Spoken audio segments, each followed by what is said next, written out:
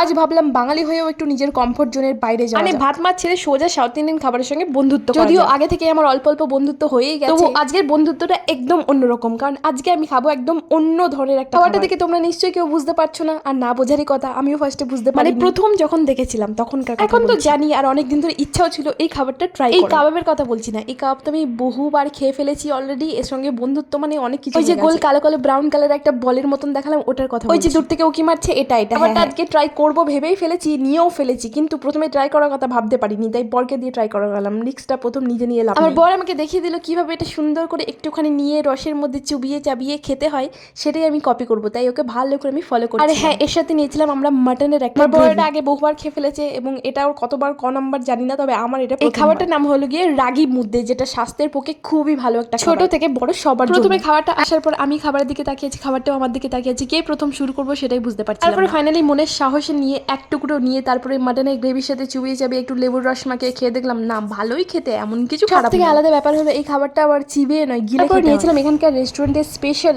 খাবার, ধনে বিরিয়ানি, যেটাকে আমি আগে ধনে বিরিয়ানি। রেস্টুরেন্টের ভিড় দেখে বুঝতেই পারছো এখানকার মানুষের এইসব খাবার কতটা পছন্দ। লোকাল খাবার ট্রাই করতে হলে এনজিটি রেস্টুরেন্টে কিন্তু তোমরা ভিজিট করতেই পারো।